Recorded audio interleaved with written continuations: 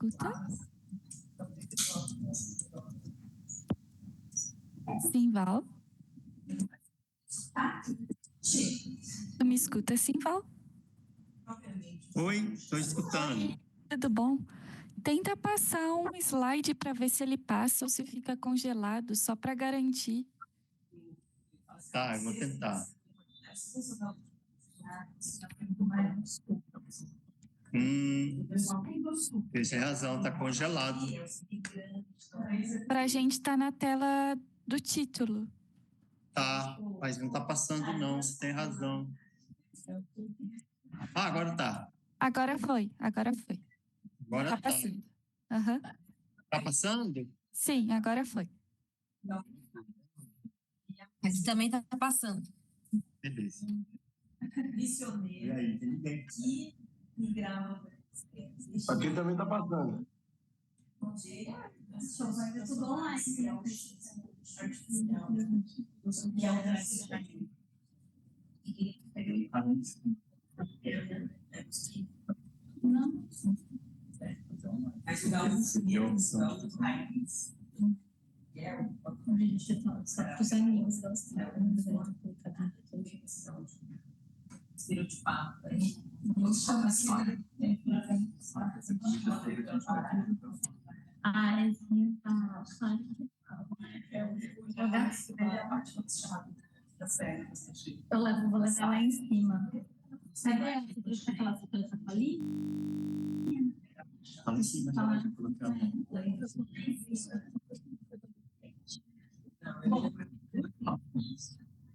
Não, tem alguém aí.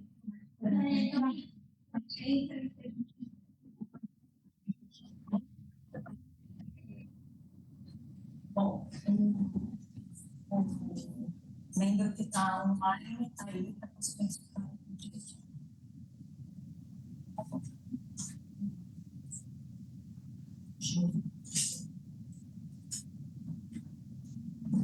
Pode avisar para o pessoal entrar e fechar a porta?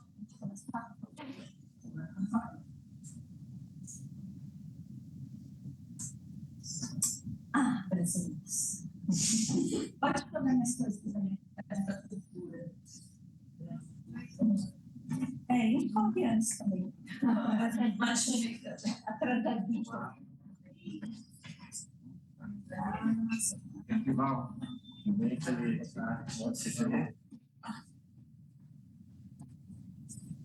Agora, tínhamos a porta e agora temos iniciais. Bom, pessoal, estamos no horário, temos a banca presencial, a banca que está online, todos presentes, a audiência, colegas e amigos de São Paulo, que a gente está pronto para começar. Temos São Paulo? Sim.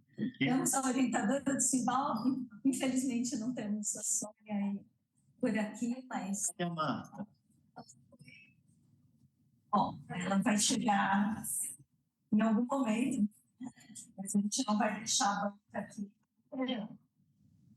Pessoal, a gente agradece muito a presença de todos para esse momento tão especial, que é uma defesa, né, de conclusão. Nesse caso, a defesa de conclusão de mestrado, depois de 2 anos e um pouquinho de trabalho duro. E a gente está muito feliz, então, de compartilhar esse momento com todos vocês. O Simval, então, tem entre 50 e 60 minutos para a sua apresentação. Use sabiamente, não passe o seu tempo. Depois disso, a gente tem a arguição, em que a banca, cada membro da banca tem entre 20 minutos de perguntas, 20 minutos de respostas, que podem ser alternados numa conversa com o Simval. E, depois de tudo isso, a gente vai deixar a banca deliberar sobre o destino final do Simval, que ele está aprovado pelo menos por maioria. E então eu vou dar a palavra para o Simval. Vou pedir para todas as pessoas que estão na versão online para desligarem os microfones, tá? Isso é bem importante para a gente não ter interferência durante a apresentação. E então, chegamos, agora temos a co-orientadora do Simval, a doutora Sônia Alfaia, e temos a Marta, também outra co-orientadora, e nós agradecemos muito a presença de vocês. Está contigo, Simval. Por favor. Boa tarde, todo mundo. Aos presentes, aos encarnados e aos desencarnados, né? Os encarnados estão aqui, os outros estão online. Tudo bem. Gostaria de lembrar que isso aqui é a minha apresentação sobre os 2 anos de mestrado aqui no INPA. Meu nome é Simval Aragão. Eu vou falar sobre a fertilidade dos solos e estoque de carbono dos quintais agroflorestais indígenas na região do Baixo Amazonas. A minha orientadora, que vocês ouviram, a doutora Flávia Costa, e a orientadora é a doutora Sônia, com a Marta, que foi também orientadora. Gostaria só de marcar o tempo aqui. Eu fico mais tranquilo sabendo que estou passando o horário. Esse trabalho é sobre os quintais agroflorestais indígenas. Desculpa aqui. Vou começar pela introdução. E o tema principal é o aquecimento global, que hoje em dia é algo muito bem sabido, causado pelos gases de efeito estufa, que estão sendo produzidos o tempo inteiro pelo ser humano e que está causando grandes transtornos na atmosfera e, com isso, o aquecimento global.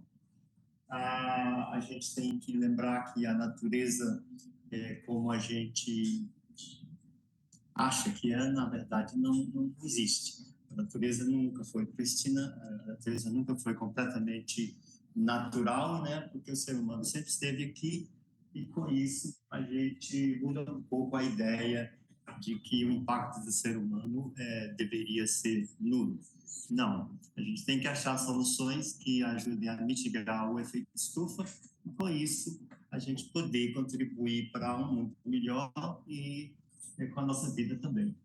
E uma das formas de minimizar o nosso impacto na natureza é com o reflorestamento.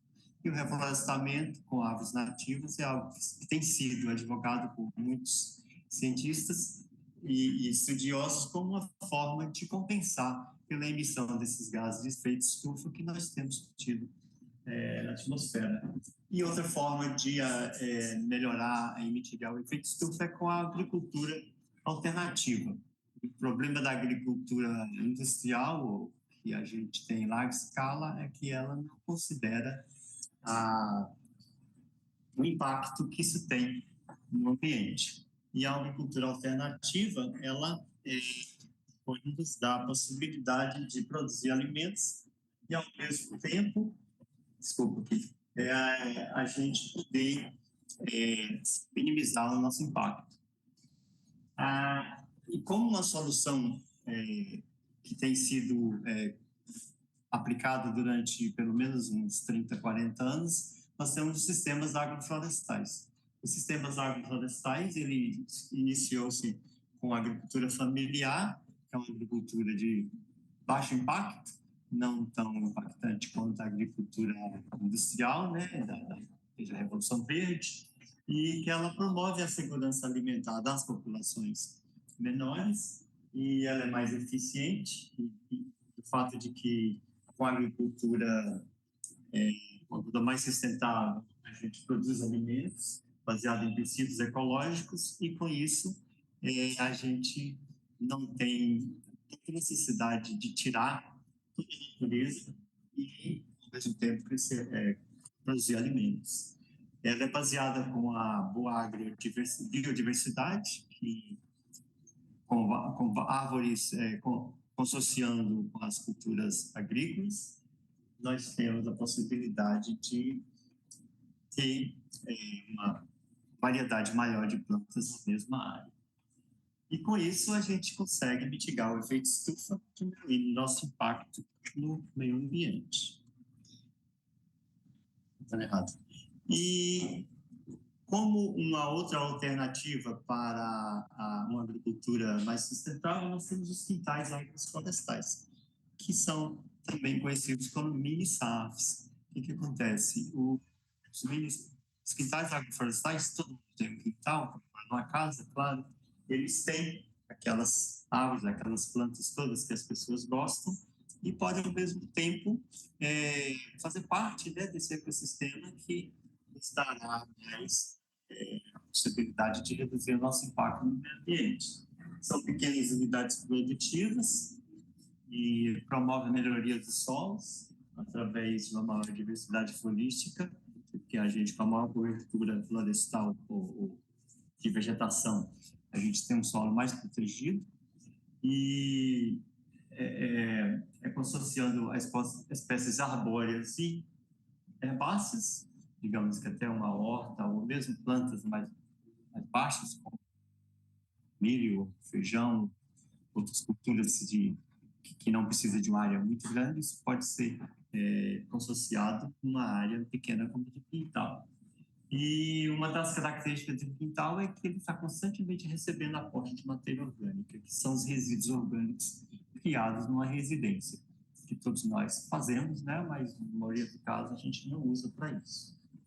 E esses quintais são manejados, se a gente for olhar em geral no interior, onde as pessoas moram, principalmente em casas, esses quintais, eles têm um sistema de manejo. E o meu trabalho foi ver o que os indígenas lá da terra Andira Amaral, que é a região onde eu fiz essa pesquisa, faziam para manter os seus quintais tão produtivos e, ao mesmo tempo, né, verdes e com a variedade que eu encontrei.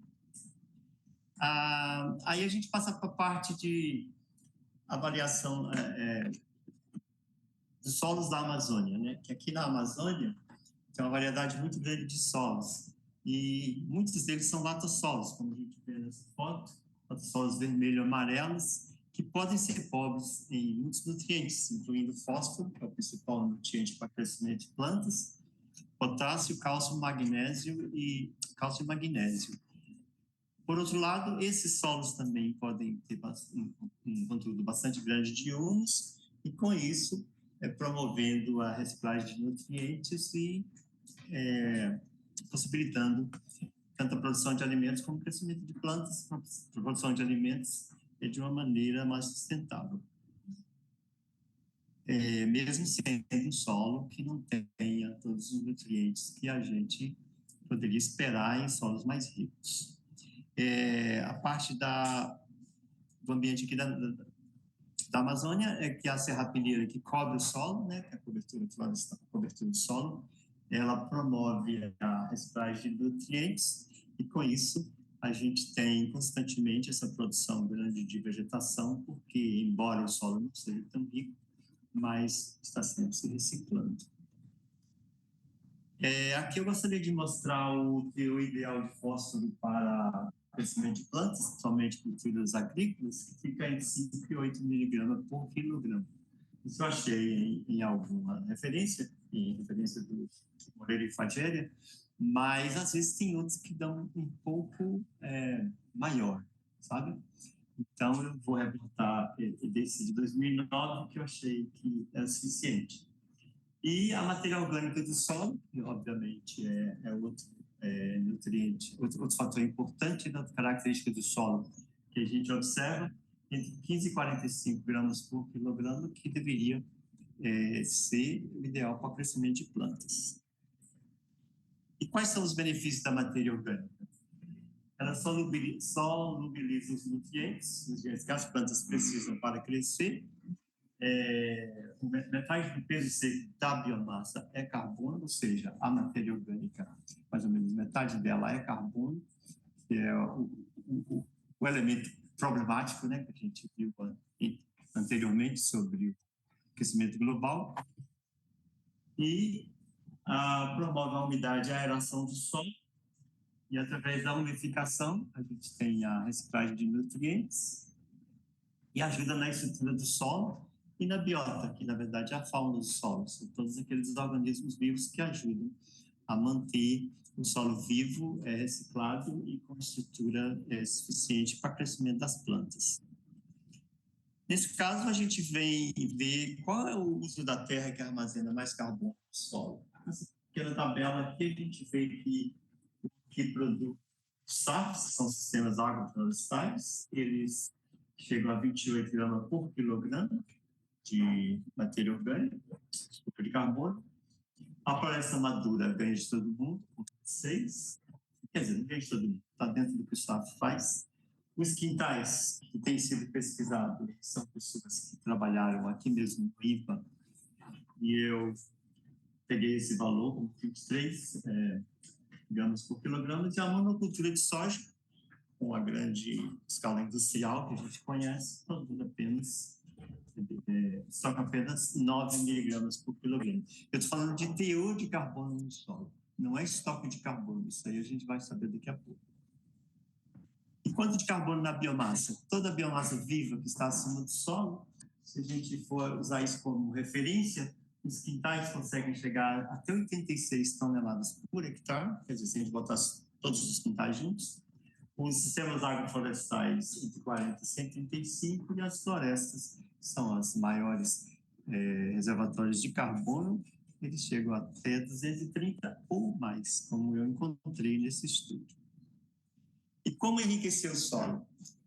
Claro que com mais matéria orgânica a gente consegue um solo mais rico. E nesse caso eu gostaria de lembrar do conceito da terra preta indígena, que são várias manchas de solo, manchas de terra escura que foram encontradas ao longo da Amazônia e que têm origem antrópica. Origem antrópica porque são as terras que os indígenas trabalharam durante muito tempo, cheia de resíduos orgânicos e ricos em fósforos. E o fósforo pode chegar até 955 miligramas por quilograma, que é quase 1 grama, e o teor de carbono até 61 gramas por quilograma, que também é bastante alto. E o que falta de conhecimento nessa área? A lacuna que eu encontrei nesse estudo é que nós não tínhamos nenhum estudo sobre estoque de carbono nos quintais. Encontrei bastante coisa sobre a composição florística e a fertilidade do solo, mas não sobre estoque de carbono. E o meu objetivo, então, foi avaliar a fertilidade do solo e o estoque de carbono dos quintais da Ilha Miquiles, que fica lá na terra Andira Amaral. E a hipótese que eu levantei é que a fertilidade e o estoque de carbono dos quintais são afetados pelo seu manejo, o manejo dos quintais. Tenho 3 perguntas. A primeira é se a idade e o manejo afetam as características dos quintais. E a minha predição é que os quintais mais antigos eram mais produtivos. A segunda pergunta é qual a fertilidade do solo dos quintais e sua relação com sua idade e manejo. E a minha predição é que a fertilidade dos quintais depende do manejo e é maior do que a da floresta. E a pergunta 3 é qual o estoque de carbono na vegetação e solos dos quintais e como se compara com solos de floresta. O estoque de carbono seria menor do que o de floresta, foi a predição que eu fiz. Para responder a essas 3 perguntas, eu viajei até lá, a Ilha Miquiles, que fica a 350 quilômetros de Manaus, e é uma área com mais ou menos 8.000 quilômetros quadrados, a terra indígena Andira Amaral. A Ilha Miquiles é uma comunidade pequena, que não tem nem 100 habitantes, mas tinha um número suficiente de quintais que eu poderia explorar. E aqui eu mostro a localização dos quintais na Ilha Miquiles, onde você vê os pontinhos amarelos, e as áreas de floresta que foram usadas como referência, para poder comparar o que os solos de floresta têm e o que tem no quintal e como que eles se relacionam. E aqui eu mostro 4 fotografias sobre cada classe de quintal, porque a gente escolheu 12 quintais, 4 jovens, 4 médios e 4 maduros, sendo que os jovens eram até 10 anos, os médios de 11 a 30 e os maduros mais que 30 anos. 4 áreas de floresta para comparar e eu estudei as práticas de manejo que os indígenas tinham nesses quintais. Medi a área, descobri o histórico deles através de uma entrevista semi-estruturada, que significa que a gente conversa com a pessoa e deixa ela também ter um input, né, sobre o que a gente precisa saber. E para poder fazer uma comparação entre o manejo do quintal e o resultado da fertilidade do solo e estoque de carbono, eu criei um índice de manejo baseado no trabalho do Nunes e Chaves, Nunes e esqueci outro nome, um trabalho do Chile que eu me baseei para poder criar um índice de manejo que significa scores dado a frequência de práticas de manejo no quintal, e com isso eu poderia obter um número de 0 a 1 para poder fazer minhas correlações e análise estatística. Essas práticas de manejo, que eu, na verdade, tinha uma nota aqui para falar com vocês, ela principalmente o aporte de resíduos orgânicos, adubação verde, compostagem, uso de minhocas, uso de fogo, uso de bioquímico, né? Fertilizante químico, não. Se eles usavam isso, ou se usavam pesticidas, todo esse tipo de coisa. E aí, dependendo do que eles usavam, eu dava para eles uma nota e o que fosse melhor de todos ganhava 10, como a gente faz aqui, né? Mas, em geral, eles não faziam muitas dessas práticas que eu enumerei. E para fazer essa medição toda, eu usei o Guia de Determinação de Carbono em Pequenas Propriedades, que foi publicado pelo Old Agroforestry Center e foi encabeçado por essa pessoa, Wagnitz, e esse foi praticamente a minha Bíblia, né, com seus protocolos e padrões. Aqui a gente mostra de novo como os quintais se distribuíam pela área, né, da comunidade e as áreas de floresta. E dentro de cada quintal, eu escolhi 4 parcelas de 10 por 5 metros. E cada parcela dessa tinha 3 pontos amostrais para coletar solos e depois fazer análise de nutrientes, e um ponto para a densidade do solo, que eu preciso desse valor para poder calcular o estoque de carbono no solo. E aqui, um pouco mais de detalhe dessa parcela de 5 por 10, então 4 dessas dentro do quintal, sendo que não fazer a amostragem menos de 1 metro da borda da parcela, e distância entre elas de 30 metros, para também ter uma variedade maior. E no meio ali, mais aleatoriamente, eu jogava um quadrado de 50 por 50 centímetros para coletar a serrapilheira.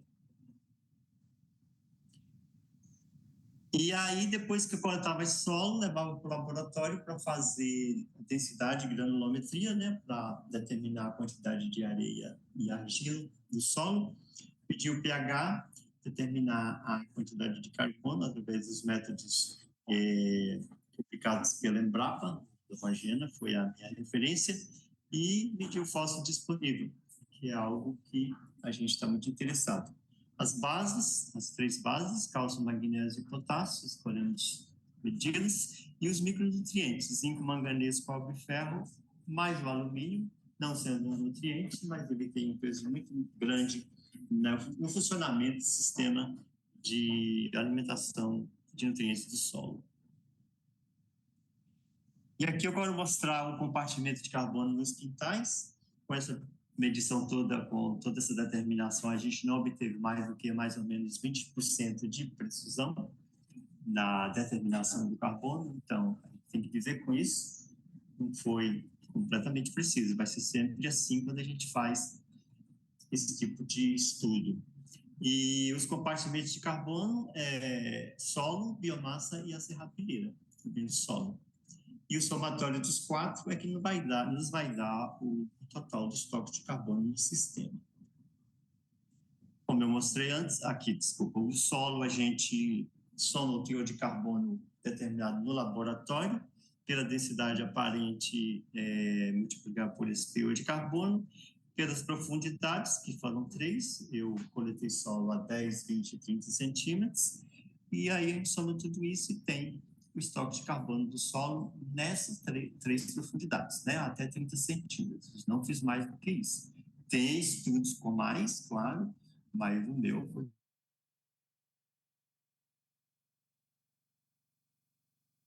principalmente nas culturas agrícolas.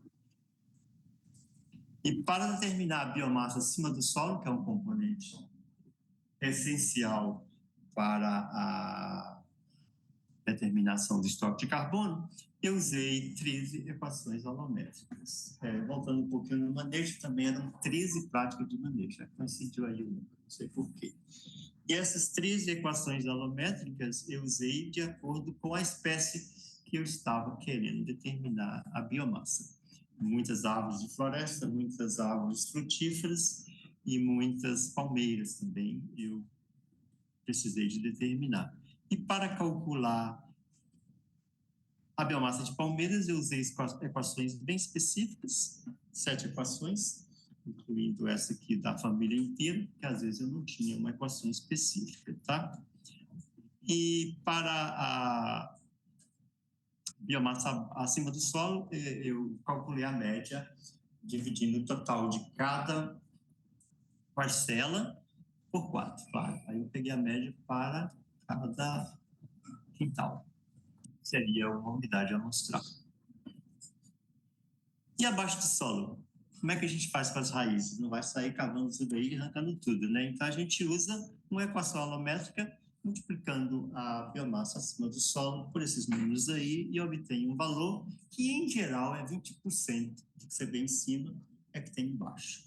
Aceita-se na literatura científica que isso é um número razoável e a gente usou isso aí. E aí a gente soma tudo, como eu disse antes, multiplica pelo fator de correção, que depende da área que a gente está medindo, e aí dá o número que vai aparecer depois. Para analisar os dados, eu usei as correlações de Pearson, regressão linear, estudando o impacto do manejo e a idade dos quintais na fertilidade do solo no estoque de carbono, e com análise de variância, eu comparei um sítio com outro, para ver se havia alguma diferença significativa. Me ajudou a uma análise de componentes principais para ver como essas variáveis se distribuíam pelos sítios. E agora eu entro na parte de resultados e discussão. Observa as cores, azul, laranja e verde para cada capítulo. Um vai ser sobre manejo, outro sobre a fertilidade do solo e o terceiro sobre estoque de carbono, seguindo as 3 perguntas básicas que eu fiz inicialmente. Repetindo a pergunta, né, quais são as características dos quintais e como elas se relacionam com sua idade e manejo. A área média era 2.300 metros quadrados, ou seja, não era muito grande, em geral. Os quintais tinham esse tamanho, apenas os mais jovens tinham outro maior, mas em geral era isso aí. Estavam localizados em área de terra firme, né, sem inundação, com altitude média de 31 metros acima do nível do mar. Desculpa, voltou aqui. E a idade média dos quintais era 18,7 anos, entre 2 anos, o mais jovem, e 45, o mais antigo. Com diferença entre eles, significativa, mas que não tem tanta importância. E a idade, e aí o índice de manejo? O índice de manejo, calculado, como eu expliquei antes, para aquelas 13 práticas de manejo, ele variou bastante. Esperava que os quintais mais antigos tivessem um manejo um pouco maior, mas não teve, era menor. E aí eu gostaria de lembrar que, para compensar por essa falta de, aparentemente, essa falta de manejo dos quintais antigos, nós criamos um índice de manejo acumulado, de forma que a gente dá um peso para a idade do quintal. A pessoa estava lá durante os 10 primeiros anos, então a gente deu um peso para aquele tempo usando a média do índice de manejo daquela época. Mesma coisa com o do meio, que já estava lá há 10 anos, então a gente deu um peso para aquilo e somou, obtendo um índice acumulado, aí era mais justo o cálculo que a gente fez depois. Eu esqueci de falar isso no materiais e métodos. E essa tabela aqui, ela mostra esse gráfico aqui mostra os índices de manejo, os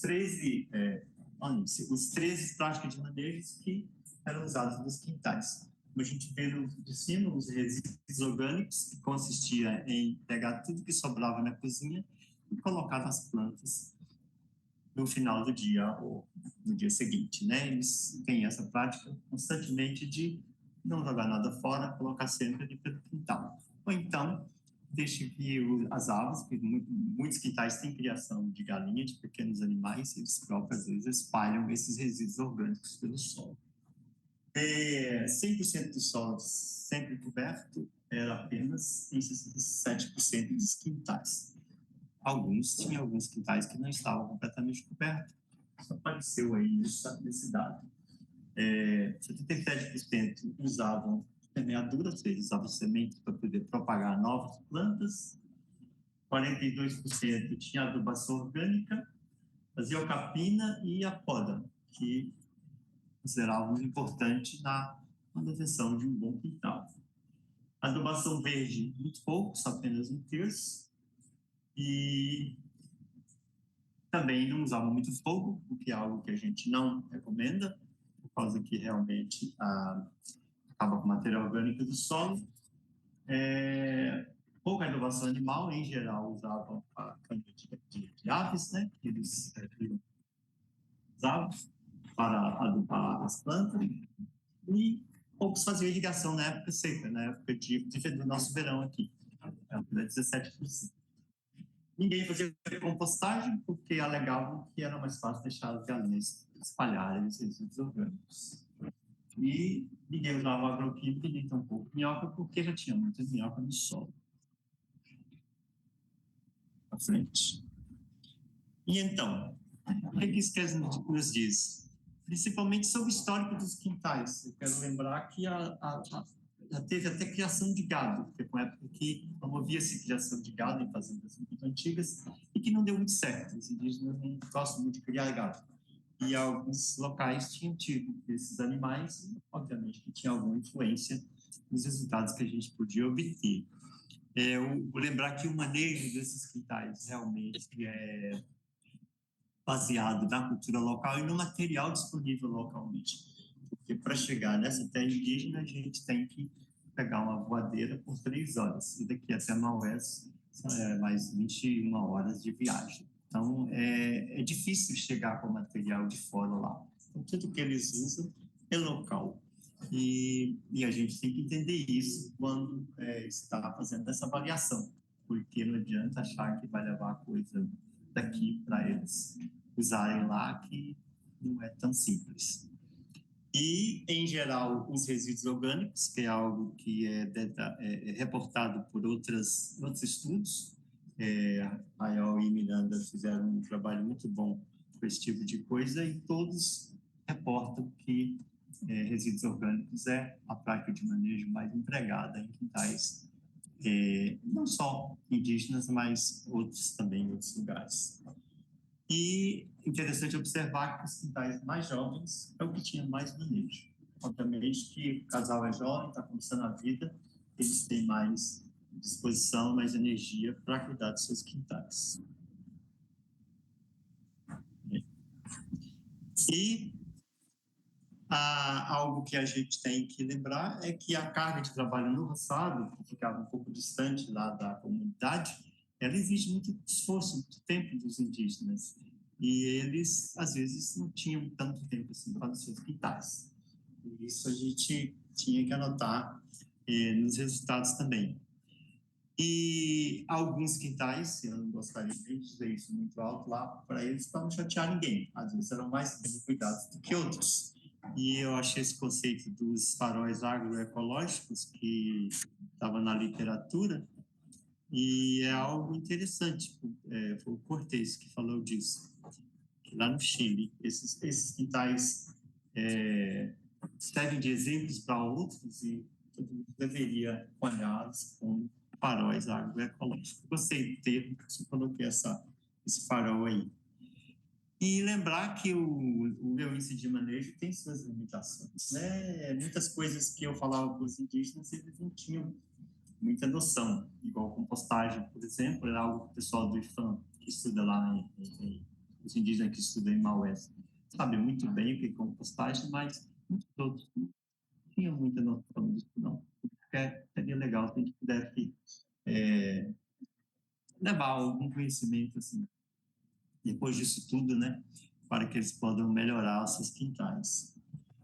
E interessante notar que os safos e os quintais, eles funcionam no mesmo princípios agroecológicos, e o que a gente estuda em um, o que a gente vê de resultado em um, a gente pode aplicar também para o outro. E que o manejo depende muito do aspecto étnico-cultural do pessoal com quem a gente está trabalhando. O indígena do sul do Brasil, por exemplo, não vai fazer a mesma coisa que o indígena do norte, porque são ambientes também completamente diferentes, né? Bom, agora eu vou passar para a fertilidade dos solos, os resultados que eu obtive, e qual é a fertilidade dos solos e quintais e a sua relação com a idade de manejo. Primeiro de tudo, eu queria só mostrar que entre todas as variáveis que eu tive medindo a fertilidade do solo, 3 delas, que era argila, ferro e densidade, aumentaram com a profundidade. Porque, como eu disse, eu medi isso mostrei a 10 a 20 30 centímetros. E os outros, que estão do lado direito, eles diminuíam com a profundidade. Eu estou mostrando isso porque eu escolhi só trabalhar com 10 centímetros de profundidade. Por causa que esse padrão se repetia muito, e como eu precisava da densidade para calcular o estoque de carbono do solo, eu me limitei a usar esses dados mais para o carbono do que qualquer outra coisa. E os outros, eu usei apenas 10 centímetros. A primeira propriedade física do solo que eu quero mostrar é a argila.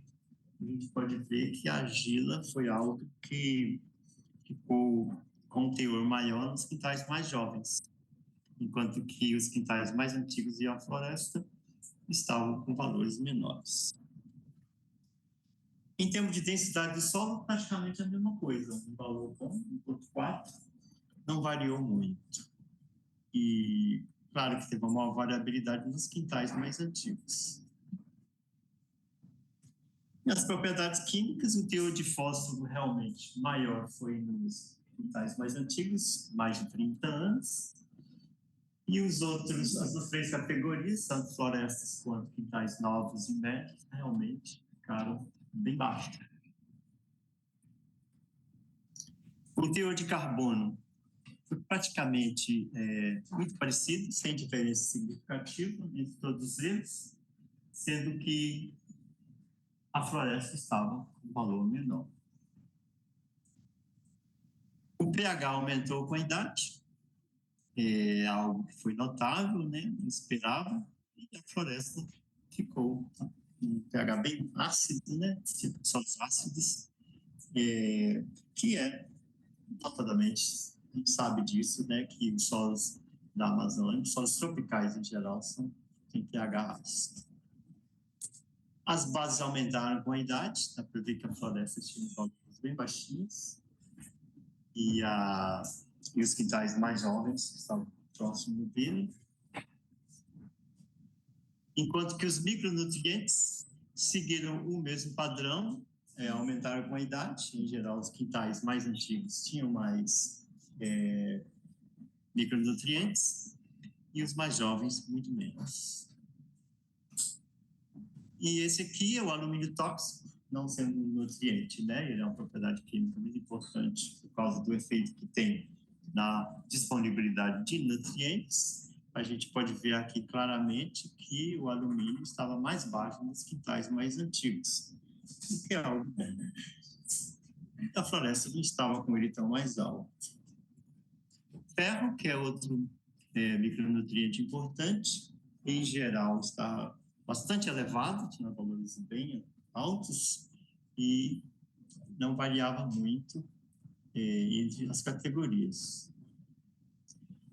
E essa regressão aqui nos mostra que o efeito do manejo, né, com o manejo ativo, formulado, tem uma relação muito boa entre esse e o fósforo, os valores de fósforo que a gente mostrou antes, a ponto de 64% da variação do fósforo poder ser explicado pelo manejo.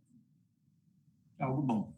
E essa equação apenas derivada da regressão linear. As bases trocáveis também aumentaram com o manejo, e nesse caso 42% da variação dela é explicada pelo manejo acumulado. E o alumínio tóxico diminuiu com o manejo. Ou seja, o que for que eles estivessem fazendo estava dando certo, porque coisas que a gente precisa de aumentar, aumentou, e algo que a gente precisava de diminuir, diminuiu. Bom, entrando na discussão sobre fertilidade do solo, lembrando que fósforo é o fator mais limitante do crescimento de plantas, e ficou, como eu disse antes, claro que o manejo melhorou o solo de baixa fertilidade natural.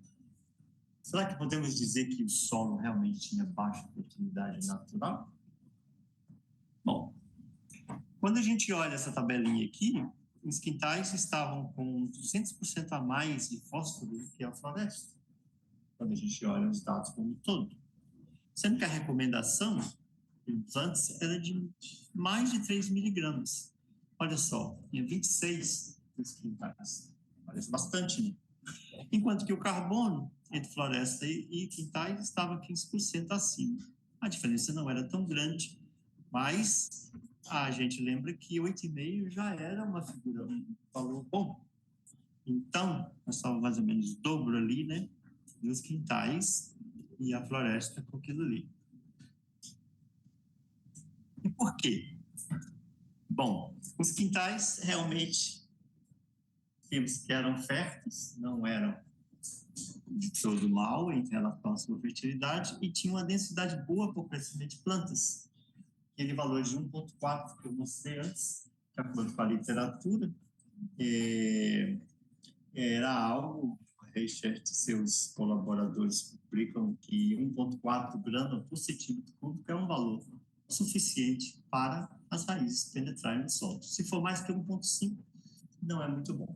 Mas os nossos tinham 1,4, incluindo a floresta, era algo bom. E, embora o pH ainda estivesse alto, né? Desculpa, o pH aumentou com o manejo, mas ainda era de salvação. Ou seja, poderia ter sido melhor, porque o pH ideal para crescimento de plantas seria entre 5,5 e 6.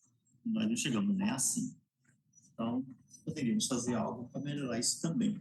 O cobre aumentou, e isso foi bom, e tudo isso confirmou o efeito benéfico da adição de matéria orgânica, que é algo que tem sido estudado muito. Tem um livro da Embrapa, que é praticamente umas 500 páginas, só sobre matéria orgânica do solo. E esse cara que liderou esse grupo fazendo esse estudo, Betchel e os seus colaboradores, tem muitos detalhes sobre esse tipo de coisa e realmente a matéria orgânica, é a chave, que é o canal, é o que a gente deve perseguir para melhoramento de solos. E isso é bom, que todo mundo esteja ficando mais consciente disso.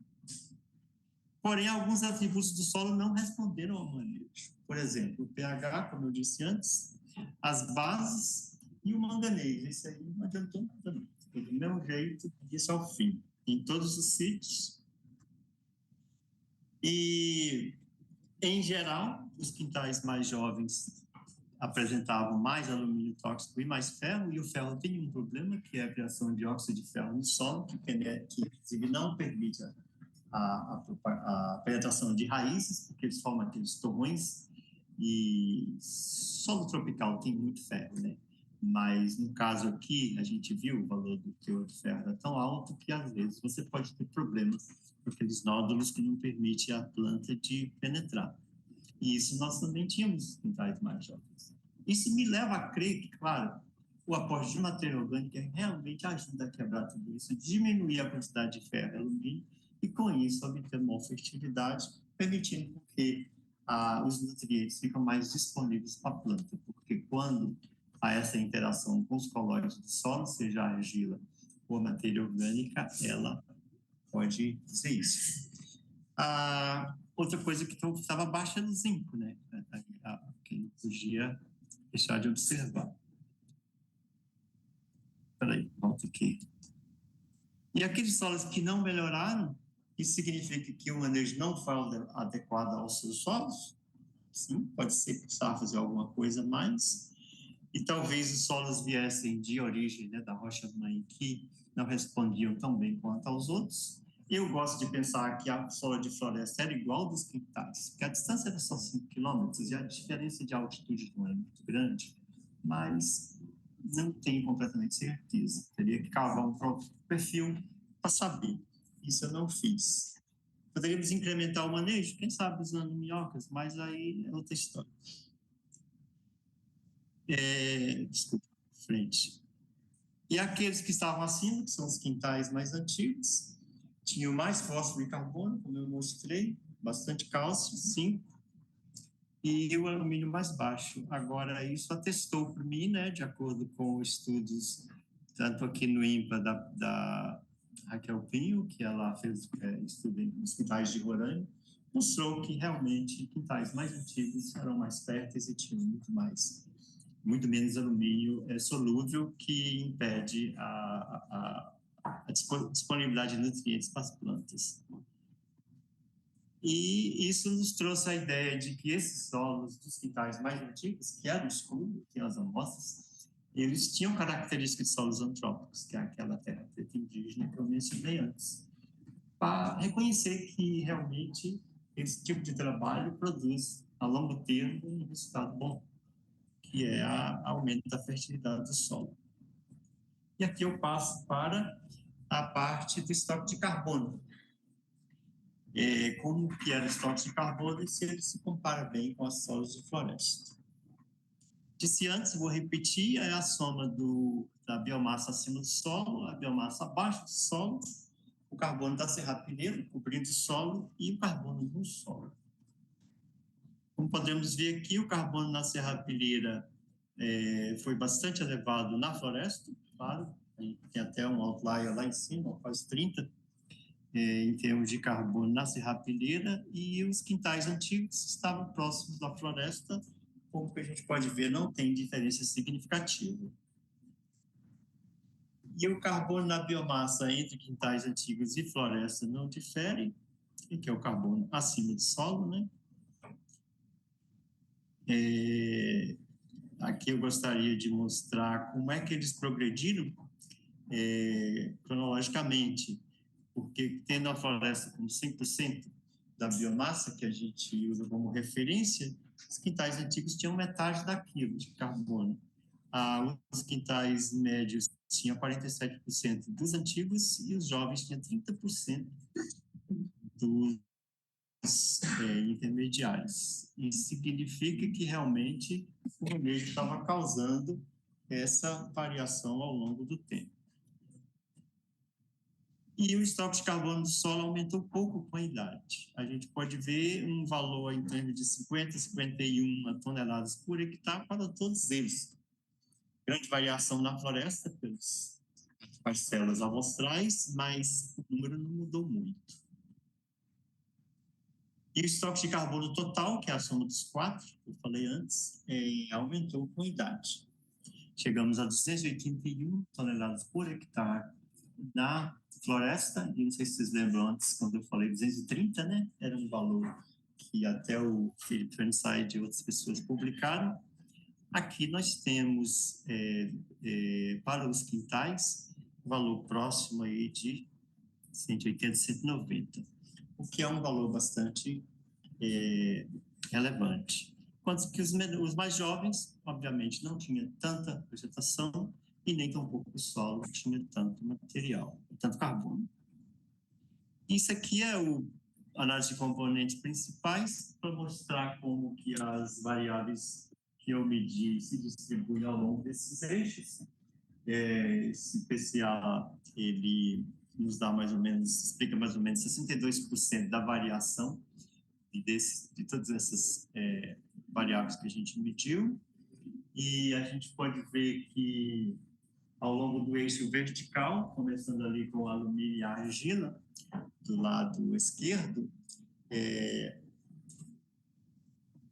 são valores mais elevados, enquanto que do lado direito nós temos ferro, carbono a 10 centímetros de profundidade, estoque de carbono no solo a 30 centímetros e os outros nutrientes, incluindo as bases, todos do lado direito.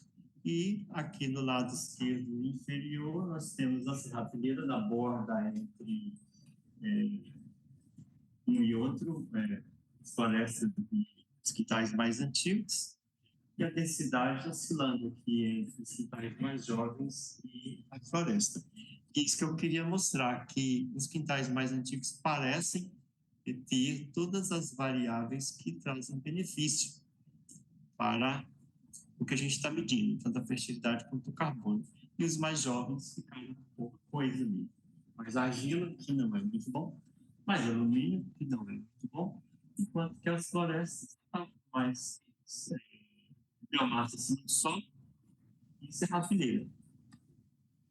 Isso é o que a gente procura ver com o PCA, a distribuição dessas variáveis e o agrupamento, o clustering, né? Pelas categorias que a gente trabalhou.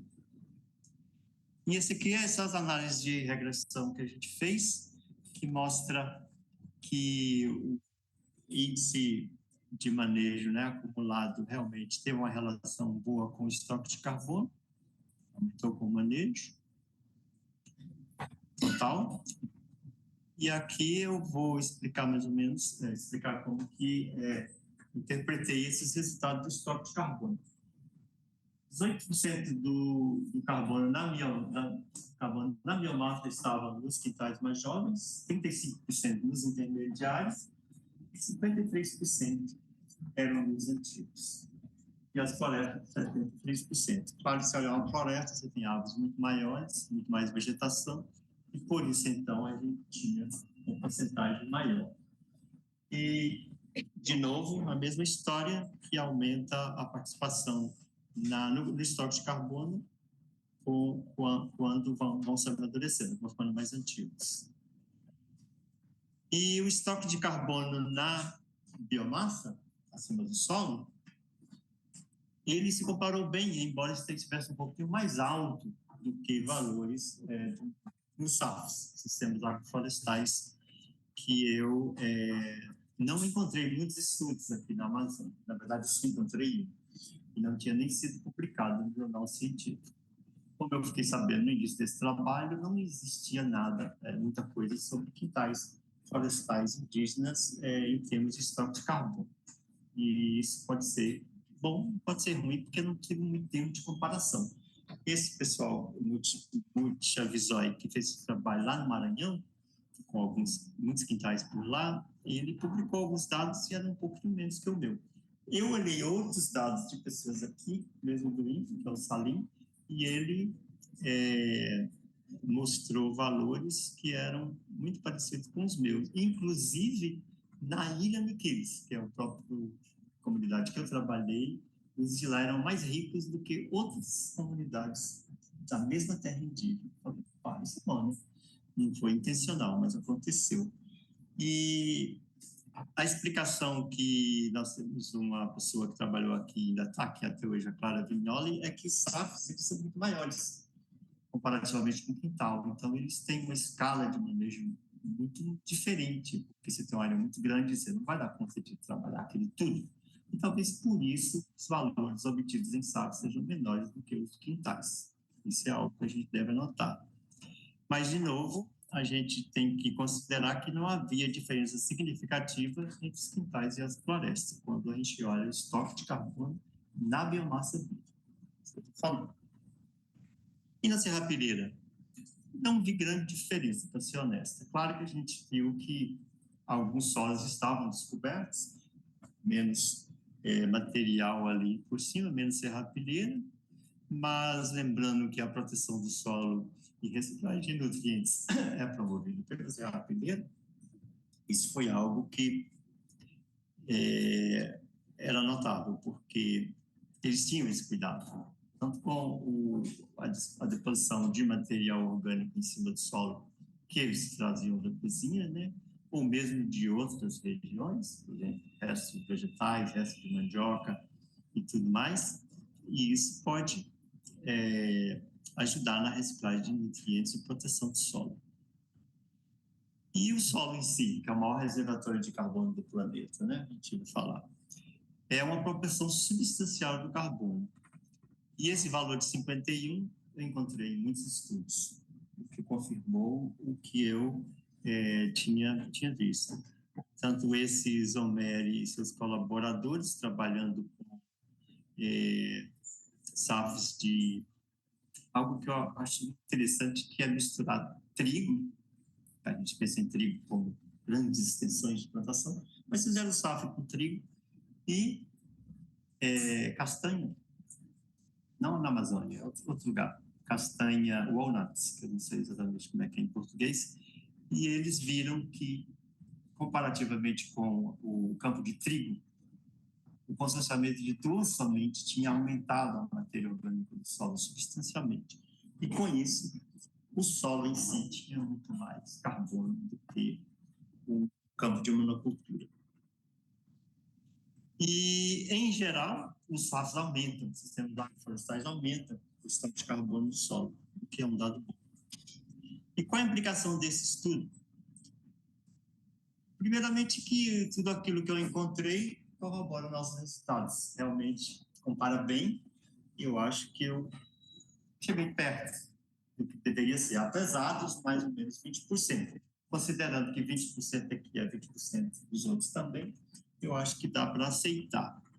Lembrar das práticas indígenas aliadas à conservação, que é o que a gente mais quer, manter essa floresta em pé e produzir alimento, e que melhorou os solos e, ao mesmo tempo, aumentou a biomassa acima do solo, que é algo desejável. E que todos os dois, safras e quintais, podem criar serviços ecossistêmicos essenciais para todos, para o benefício de todos. E qual é a conclusão?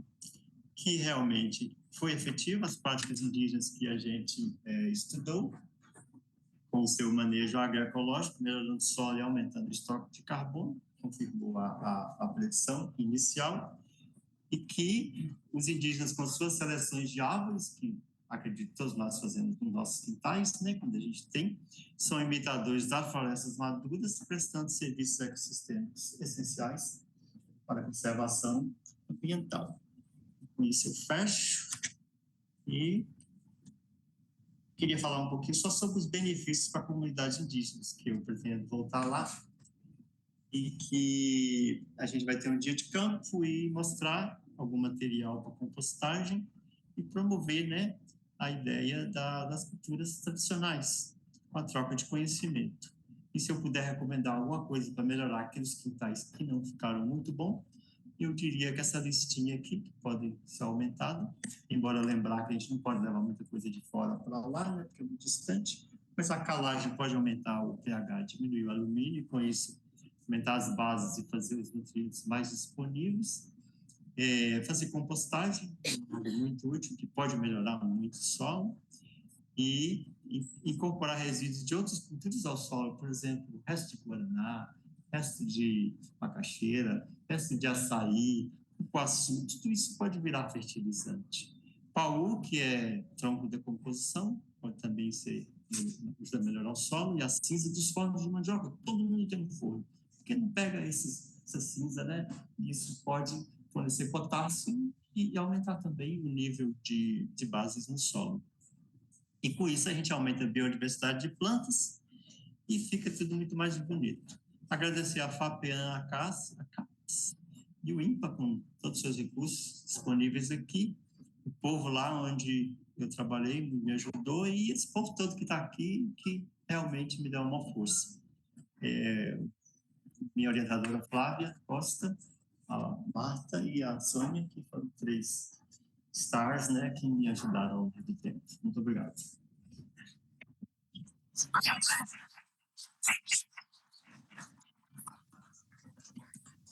Eu vou abrir ele. Bom, eu acho que a gente, eu esqueci, na hora que a gente estava abrindo, de indicar quem vai coordenar. Eu acho que você vai pegar, porque é cal da casa. Então, mas queria só que a gente comece com quem está online, para garantir que não vai dar progresso. Mas antes a gente pode perguntar se vão fazer esse encontro de causa. Beber uma água, beber uma água só.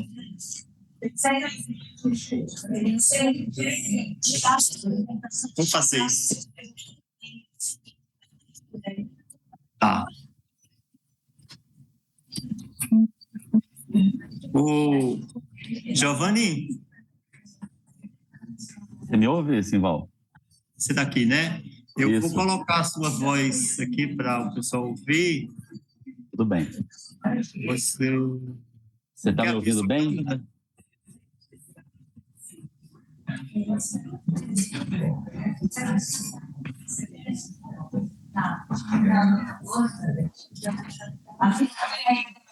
assim. Então, como é que Você está me ouvindo bem? faz para ele ficar na tela? Giovanni, Oi, eu Flávia. vou ficar ajeitando aqui. Vai, Simval. O Simval vai beber uma aguinha, a gente está fazendo um intervalinho. Enquanto isso, eu vou ajeitando aqui o computador para você ficar na tela grande, tá? Tá ótimo. Eu para acompanhar aqui a apresentação.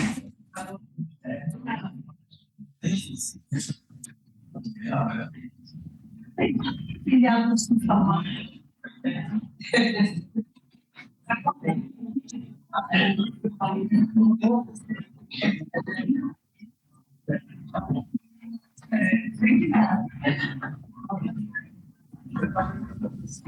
Gente, quem sabe onde que a gente coloca na tela grande quem está falando?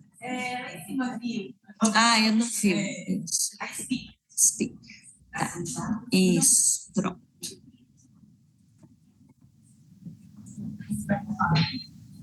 Tá. Bom, então, pessoal que está assistindo, a gente está só fazendo uma pausinha para o Simval tomar uma água e a gente retorna em uns minutinhos, tá certo? Não vai.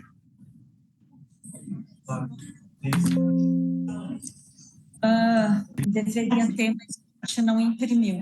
Vou pegar uma folha de papel. Tá bom.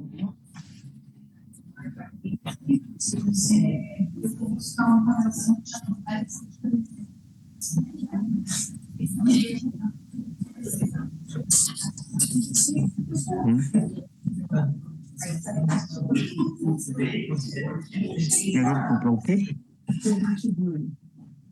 Quem está querendo? É? Sim. Entendi. Hã?